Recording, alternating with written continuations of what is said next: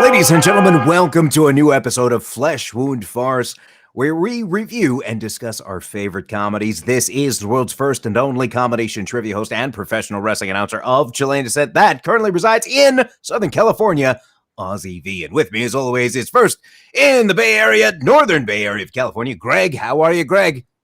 Are you doing well? How about yourself, Ozzy? I am fantastic, and I'm telling you something. I'll say I'm the stunningly stupendous student of stupidity, and it's pretty stupid to talk to the space. I mean, in the video, it makes sense, but to me, I'm talking to just air, and I think it's fun for the program. I mean, it's a Flesh Wound Farce. I mean, it's not supposed to be serious. We're supposed to have fun. Unlike right? our other shows, right? No, I mean, Todd, like, it's just that, I don't know. I mean, like, come on. How many times do I have to see Dan in his hat? I mean, we get it, right? This at least seems more natural. This seems like we're having a conversation. Like, and I mean, you're not looking back at me, but you know, I was. I really don't want to look at you.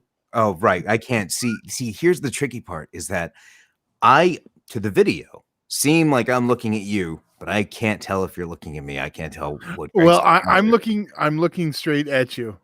Okay. And all I see is straight at me via the camera, straight at me, appear to be at me. You're ruining the gimmick, Ozzy. I'm just I'm sorry. All right, ladies and gentlemen, we've had enough stupid to start out with. How are you gentlemen doing? We saw Dutch this week. It was pretty fun. I had fun watching it. It definitely a John Hughes movie. Now, not directed by John Hughes. This screenplay was written by John Hughes, and the cast stars Ed O'Neill, also as Christopher McDonald and Ethan Randall playing a 13-year-old. Let me read the synopsis real quick. I'm just going to jump in real quick. AKA Ethan Embry, because for some reason at some point he changed his name. Yes. And that is what he is known by now. Yes. Ethan Embry. Formerly FKA. Oh, the cover still has the old one. Randall. And as does the synopsis. Speaking of which, working man Dutch, Ed O'Neill, is dating the divorced Natalie, Jo Beth Williams, and he offers to drive her stuffy 13-year-old Doyle, played by Ethan Randall or Ethan Embry, from his private school in Atlanta to the mother's home in Chicago for Thanksgiving. Doyle is not interested as he blames Natalie for the divorce and wants nothing to do with mom's new boyfriend, especially given the man's lowly working-class roots.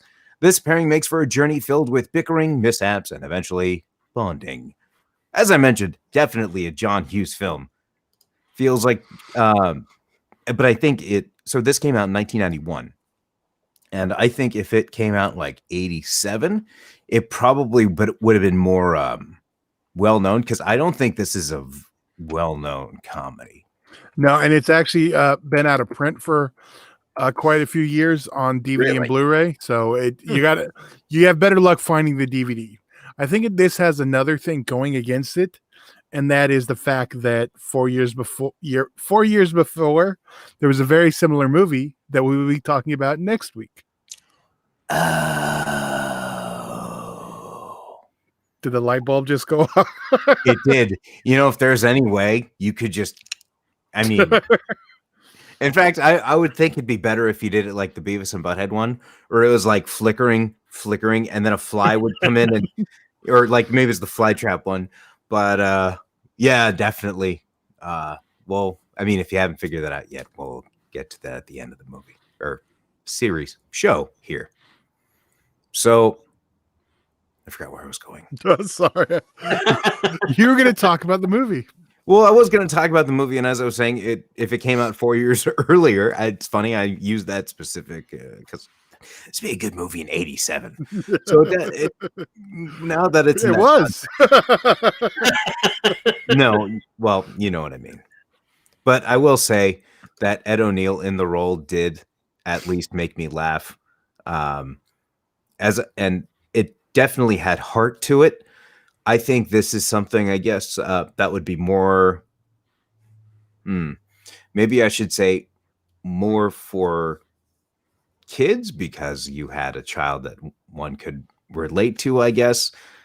But I think, and what we'll do is have going through the reviews first, and then have a spoiler alert, and then go into our favorite moments, because definitely my favorite moment is a spoiler. So we don't want to spoil anyone in case anyone is interested in watching it. But I will say, as a comedy movie, I would give it a 3.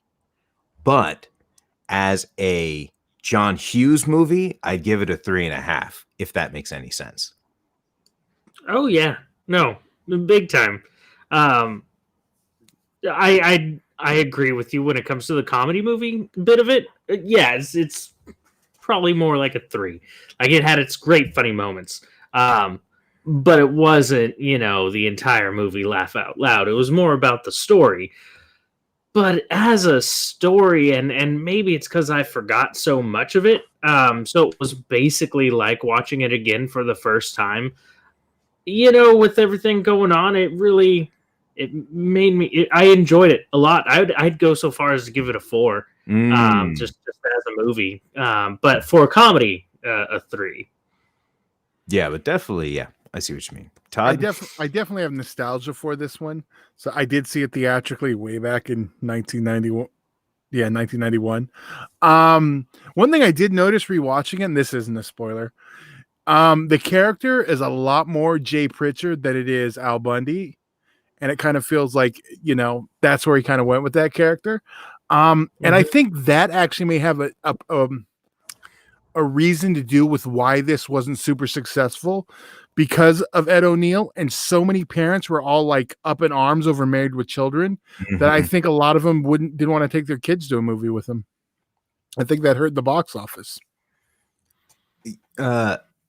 When you say Jay Pritchard, are you referring to his character on Modern Family? Yes, sorry for those who don't. Yes, that would be his Modern Family character. I didn't realize that, but that totally makes sense. That you could tell me that the Modern Family show, like if his name on Modern Family was Dutch, is it Dutch Dooley? Yes. Okay, Dutch Dooley. If his name on Modern Family is Dutch Dooley, I wouldn't even bat an eye and be like, oh, that actually makes a lot of sense.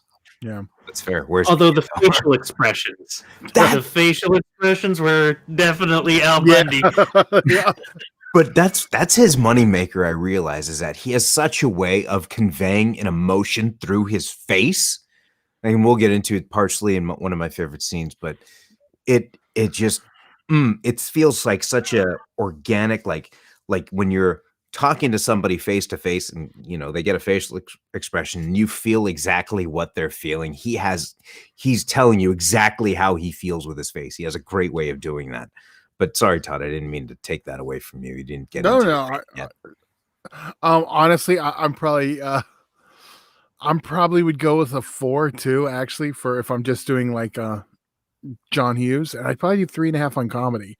It's not as farce as like a lot of the other stuff we've done. It's more of just a straightforward narrative that is a comedy. So compared to the other stuff, I'm kind of a little lower. Yeah, we kind of jumped the shark when we started with Mel Brooks. Well, I mean, with Halloween around the corner, how could you not do Young Frankenstein and Dracula Dead and Loving It? But I think at this point, it's safe to say that we can jump into the spoiler alert section of the program. Well, before you do that, I'm just going to throw out one little trivia bit that isn't spoilers. Okay. Did you guys know 12 years later, these two reunited on the 2003 Dragnet reboot? Oh, yeah. Son of a God damn it. And he was Ethan Embry that time, so maybe that's why you didn't. I was thinking to myself, like, man, I love seeing these two guys together.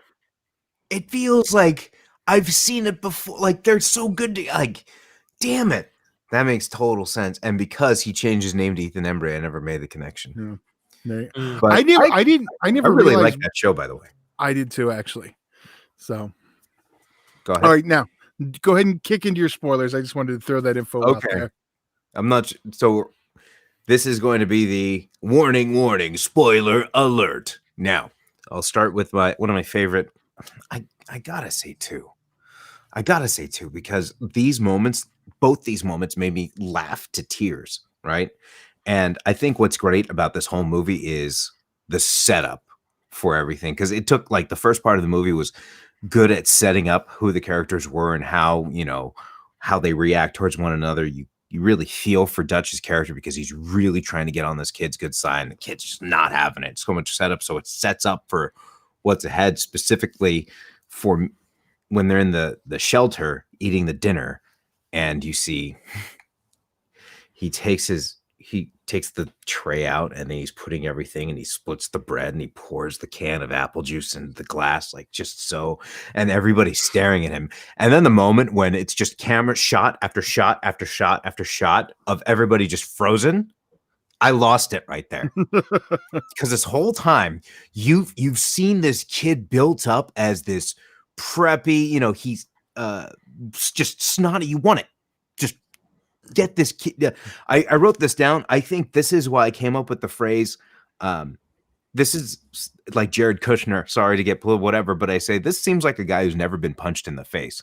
That's what this kid felt like, as a kid who's never been just slapped, punched in the face, and punched. Was when they left him out in the cold, having to walk 50 miles to the motel. Like that built into his character development. I thought that was awesome. But you see him like how he, I guess, like was so, I don't know, such a clash with this style of just societal groups that he's with, that to see him do that and just everybody's reaction, it just, I laughed my ass off. And then shortly thereafter, the cot scene, when Dutch's cot kept breaking, and the timing of just bum, and then the pause, beat, breaks again. Like those two moments had me in tears, but I think it had me in tears because it set me up, because I knew what these characters went through in the beginning.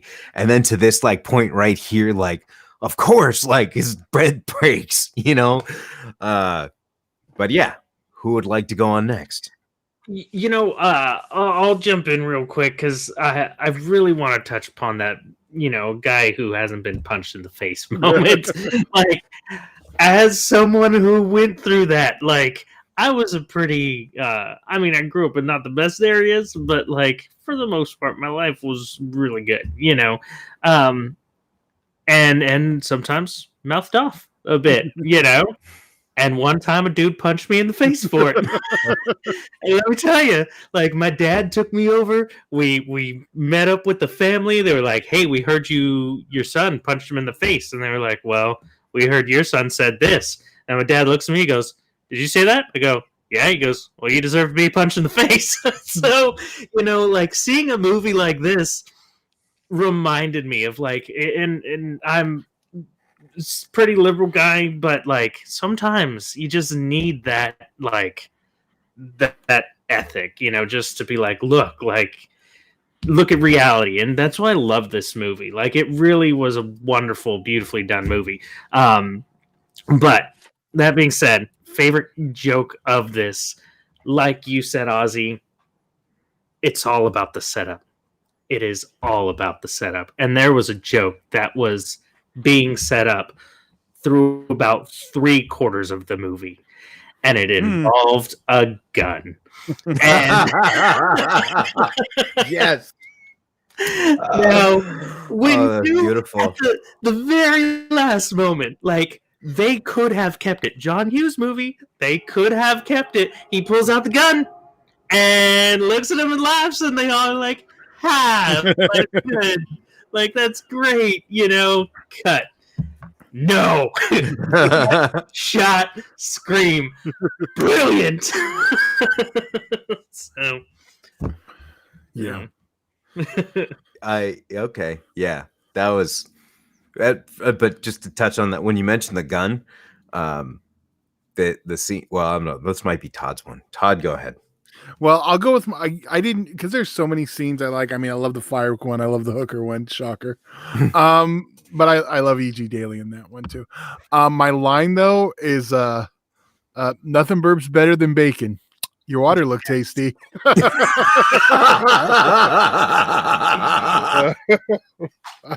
Every time it makes me laugh. But the one scene I wanted to praise, because it wasn't so much a line, and I know I mentioned the scenes earlier, but also when the kid pulls the BB gun out, and he's because the guards are looking to beat him up, and then that's when Dutch says, "Oh, you've done it now." He said, "Hey, why don't we find a nice motel for you to burn down?" Like this, just like, man, it was fun to see that interaction, and then like again, setup. This whole time, you don't see them cooperating, and this is a moment where they have perfect cooperation to get out of a situation where it's necessary. Also, where he's in the phone booth and he tries to call his mom after being left by him in the snow, and after he hangs up, he sighs and he says, "Shit." That was like a moment where he got punched in the face, not emotionally, but just as life punched him in the face right there. Yeah. And that it brought him down or whatever, or it brought him to that level that like, this is why people curse a lot of the time. And you kind of see in the beginning of the movie, he displays that he doesn't really have a reason to curse because he's been in this perfect lifestyle to a degree.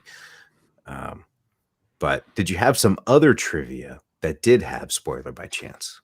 No, I really didn't. I mean, other than that stuff, I can't think of anything off the top of my head. I didn't say I had a lot of trivia this week. I know. I wasn't sure because you said I have trivia. This one is not a spoiler, so I don't know if that. Oh no, I meant like, and this one is not a spoiler. Yeah, sorry.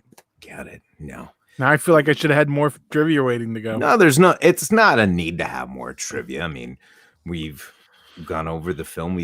And hopefully, if you have not seen it, it's not streaming anywhere. We had. Well, that's what I'm saying. This is now a Disney owned. Todd Blockbuster Video. This is now a Disney owned property. Oh, so we're never going to see it at all. It was a Fox release, so right, 20th Century Fox now. So it come on, Disney Plus. It's no, I mean they could license it to Hulu because it's not like that is true. Didn't they own or do they still own the Miramax movies? No, or Touchstone. Well, Touchstone's always just been a Disney offshoot, so yeah. But so where's Tombstone streaming? I don't know who has the rights right now, but I know Disney does control the majority of Hulu, so that's why Disney put it on Hulu. It's a great, especially Thanksgiving.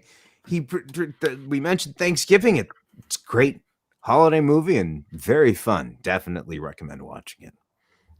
We wouldn't watch it if actually that's not true. I shouldn't say because there could be one comedy we say in the future to warn people saying don't watch this movie.